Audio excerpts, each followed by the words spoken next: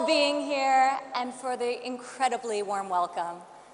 On behalf of the United States and the 150 other countries represented in this room, thank you for hosting the Global Entrepreneurship Summit here in Hyderabad, a city that is quickly emerging as the innovation hub of India. And thank you, Prime Minister Modi, for joining us here today, and for all that you are doing to build India as a thriving economy, a beacon of democracy, and a symbol of hope to the world. What you are achieving here is truly extraordinary. From your childhood selling tea to your election as India's Prime Minister, you've proven that transformational change is possible.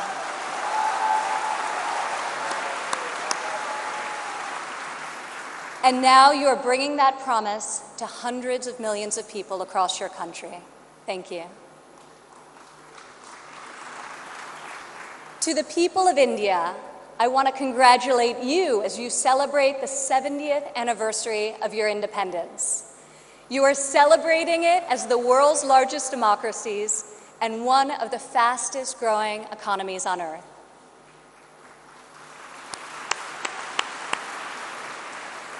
Through your own enterprise, entrepreneurship, and hard work, the people of India have lifted more than 130 million citizens out of poverty, a remarkable improvement and one I know will only continue to grow under the leadership of Prime Minister Modi. All of you are helping India's middle class reach its goal of nearly 500 million people by 2030. You have opened new universities across the country. Your doctors and scientists are discovering medical cures and life-saving technologies. Your engineers and your architects have built modern wonders that grace your skies. And Indian spacecraft have traveled to the moon and to Mars. The people of India inspire us all.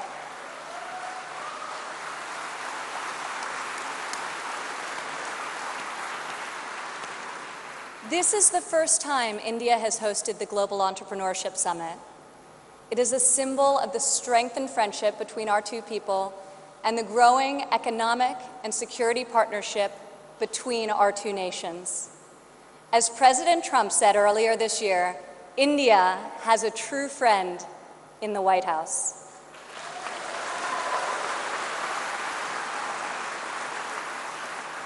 I would like to thank the State Department for co-hosting this incredible gathering. I would also like to thank Governor Narendra and all elected Indian officials who are here with us tonight for welcoming us to your beautiful country. Thank you. It's incredible to be in this ancient city brimming with transformative technology. Now, your tech centers may even outshine your world-famous biryani. Maybe. CEOs like Microsoft's Satya Nadella went to school right here in Hyderabad.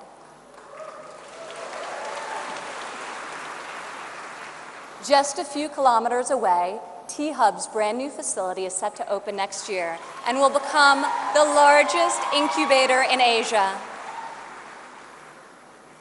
In this city of pearls, the greatest treasure is you, the dreamers, the innovators, entrepreneurs, and leaders who never give up, never abandon your aspirations, and always strive for a better tomorrow.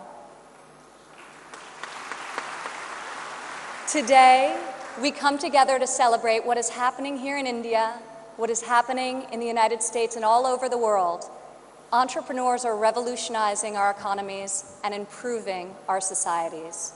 You are rewriting the rules. You have the inspiration and drive to serve our communities through the projects you start and the businesses you build. You have the grit, the perseverance, and the will to succeed. Each of you started with an idea. You've worked long days and nights to code the next robot, create the next app, find the next cure, and discover the next breakthrough to improve the lives of millions of people. Some may have tried to convince you that the risks are too great, the rewards too small. But you are here today because you are not afraid to fail. You want to own your future. So I want to congratulate you on all that you have already accomplished.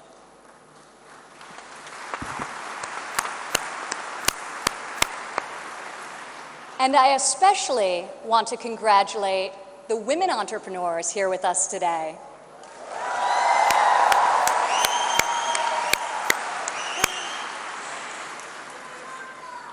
Thank you.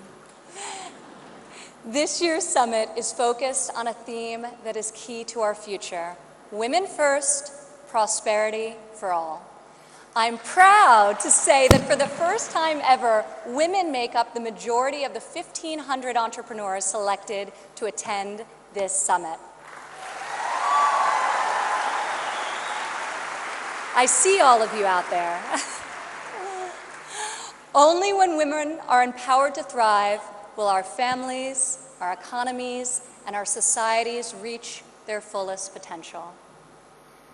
As a former entrepreneur, employer, and executive in a male-dominated industry, I've seen firsthand that all too often, women must do more than their male counterparts to prove themselves at work, while also disproportionately caring for their families at home. After my father's election, I saw an opportunity to leave my businesses for the privilege of serving our country and empowering all Americans to succeed.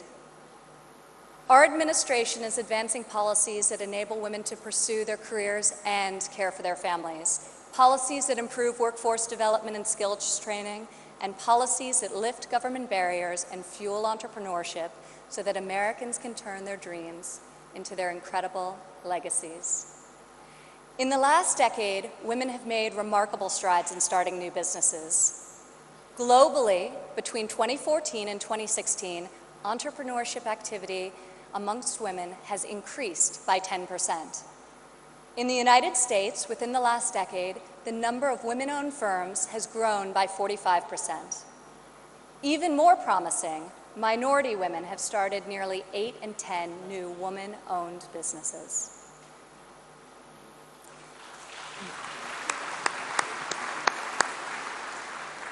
Today, more than 11 million women in the United States own businesses. They employ nearly 9 million workers and generate over $1 trillion in revenue.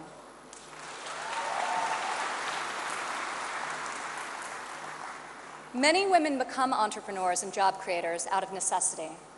Some weren't given the flexibility they needed at work to care for their families. Others lacked professional sponsors or weren't given a fair shot at a promotion. Instead, women, like the many here today, are charting their own courses and achieving incredible feats. Fueling the growth of women-led businesses isn't simply good for society, it's good for our economy.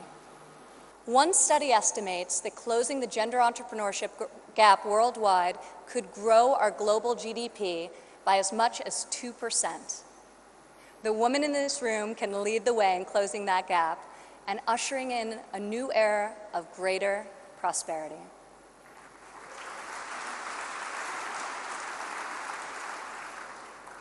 Yet despite the soaring rate of female entrepreneurs, women still face steep obstacles to starting, owning, and growing their businesses. We must ensure women entrepreneurs have access to capital, access to networks and mentors, and access to equitable laws. In developing countries, 70% of women-owned small and medium-sized businesses are denied access to capital. The result has been a nearly $300 billion annual credit deficit for women entrepreneurs in the developing world. In the United States, a Harvard Business Review report found that investors ask men questions about their potential for gains, whereas they ask women questions about their potential for loss. This could in part explain why women entrepreneurs received less than 3% of venture capital funding in 2016. We are working hard to reverse this trend. The U.S. Small Business Administration, for example, increased lending to women by over $500 million this year alone.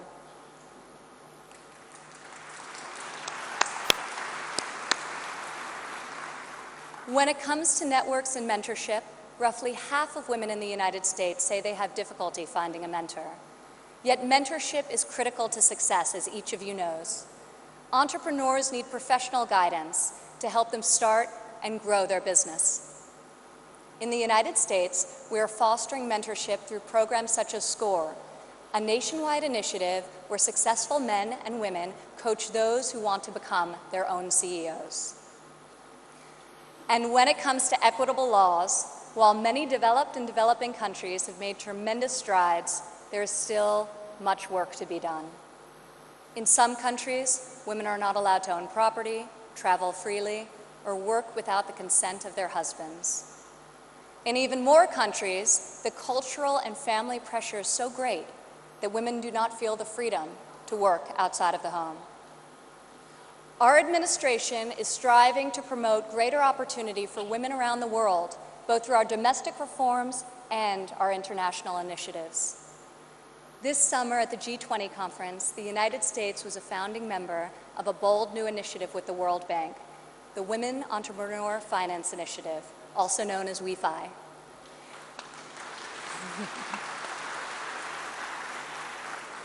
This facility provides access to capital, networks, and mentorship for women in developing countries. WEFI is the first facility to support women entrepreneurs at this scale, and we anticipate it will be able to leverage in excess of $1 billion in public and private financing. This facility also seeks to address the legal and regulatory barriers that limit opportunities for women entrepreneurs. In the last decade, USAID has promoted women's entrepreneurship through a number of programs, including providing microfinance loans to women in Afghanistan and bringing internet access to women in Nigeria and Kenya. USAID Administrator Mark Green is here with us today. Where are you, Mark? Thank you, Mark. I want to thank Mark and the entire U.S. delegation for their tireless work to improve the lives of millions, both domestically and abroad.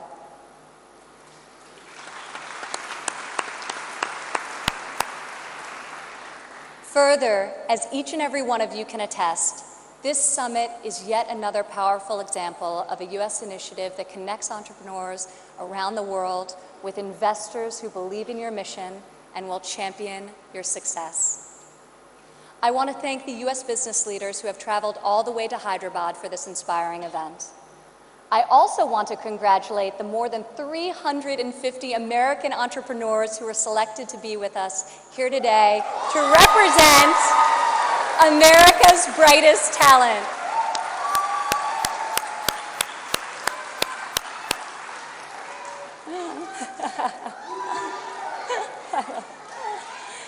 I think I found your section. Thank you. At home, our administration is committed to empowering women entrepreneurs through domestic reforms. In the past 11 months, we have expanded apprenticeship programs and prioritized STEM education to ensure that women and men have more opportunities to master the skills that drive progress in the 21st century. We have dramatically reduced job-crushing regulations, which disproportionately hurt entrepreneurs and small business owners. And we are laser-focused on passing long-overdue tax cuts.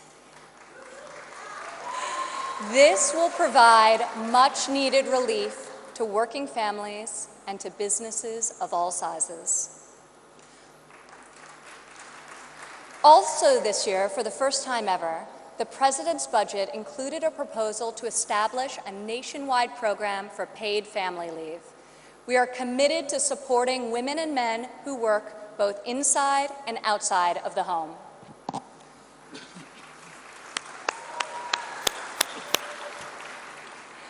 When women work, it creates a unique multiplier effect. Women are more likely than men to hire other women, to give them access to capital, mentorship, and networks. Women are also more likely to reinvest their income back into their families and their communities. Here in India, I want to applaud Prime Minister Modi for his firm belief that the progress of humanity is incomplete without the empowerment of women.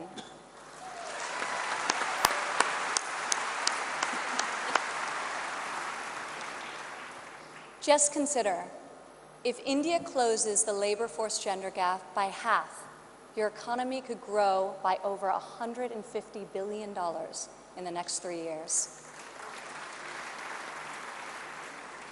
As we kick off this 3-day summit, I encourage everyone here to come together, learn from each other, and find new ways to lift barriers in our society so that women are free to innovate, empowered to succeed, and able to leave our children a brighter future. As we strive for change, we must never forget that the best hope for our future is far greater than any single government policy. The source of our success is found in the spirit, the drive, and the talent of our people. Here with us today from San Francisco is Dara Dotz. Dara spent over a decade working in underserved communities around the world. She witnessed firsthand that many times people need very simple items: a bucket for carrying water, a splint to treat an injury, a part to fix a generator. Dara co-founded Field Ready to provide life-saving supplies through 3D printing. Today, Dara's company responds to disasters all over the world and delivers humanitarian aid with cutting-edge technology. Through her innovative solutions, Dara is saving lives and bringing hope to thousands of communities. Thank you, Dara. Please stand up, Dara.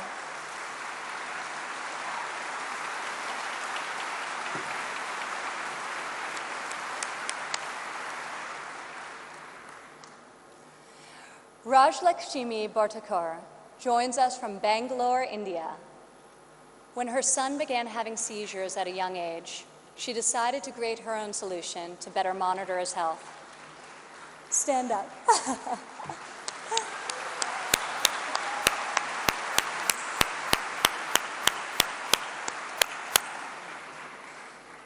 She invented a smart glove that predicts, manages, and detects different diseases and disorders using artificial intelligence. Now her company, Terra Blue, aims to make specialty healthcare accessible in even the most remote places in India. Rajlakshmi, your courage and determination is truly remarkable. Congratulations. Thank you.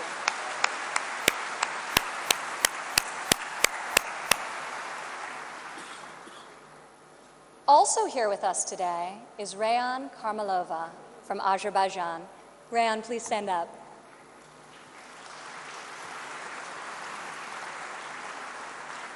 You all won't believe this, but Rayan is just 15 years old.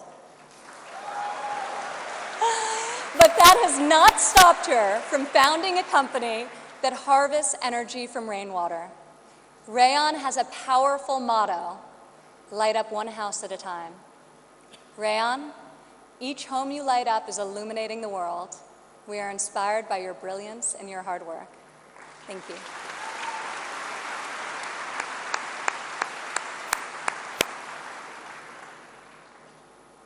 These women represent the vision, the ambition, the grit of every entrepreneur here today. You are saving lives, creating jobs, and bringing hope to our communities. You are transforming our societies one business and one customer at a time. You prove to the world that we have the power to rise above the challenges of our day and to pioneer new pathways forward and to leave our mark on this moment in history. Just think about how much better the world would be if all of us, men and women, are empowered to dream big, aim high, and work together towards a more just and prosperous future.